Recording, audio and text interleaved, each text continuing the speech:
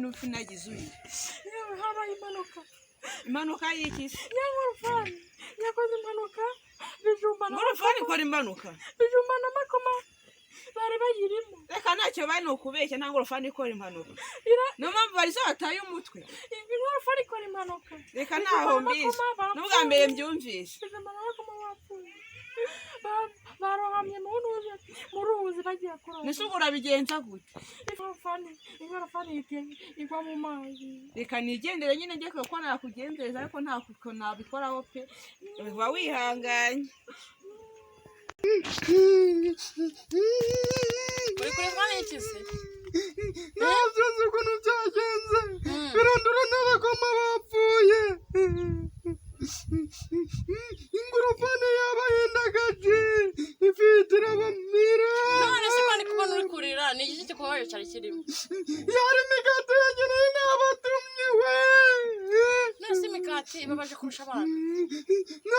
Nese imigati yaje ukuntu yari myinshi urazi ukuntu yarengana. Mana we. Nanjye reka ndire mana we ndakarangije.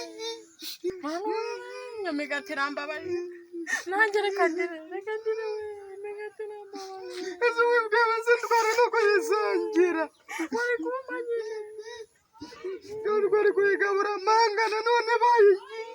Imigati irambabaye. Yemwe abahana. Ubu cyane habaye iki? Twagize akabazo. Akeye kabazo. Ibintu byabaye. Nyangorofani yagize impanuka. Bijumba n'amakoma barapfa. Bari batwaye imigati twari twabatumye. Ese ko muracyakomeje ko ingorofani ikora impanuka? Ibyo ntabwo ari ibihuha. Oya ntabwo ari ibihuha. Mwese mwabaje amakuru babwira ko ari ibyo. Nibyo. Ingorofani yakora impanuka hehe? Amafaranga yagiranye niyo mbabaje pe. Uza ko bashwe n'amafaranga ntibajwe n'abantu bapfuye. Na Bobo Maria yarapfuye na Yesu yarariye nge nta mwuka nkigira bakora nta namarira nabo. Nisanga baruta abantu bacu bapfuye. Barabaruta nyine kuko nge nararize narihanaga. Ngo musigare muri kwanye nta kintu mbona nabafasha. Nanjye menye kureba imigati yanjye. Urapfuye.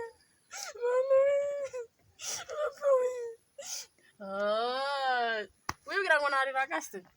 Genda abagiye bajya barajya. Urapfuye.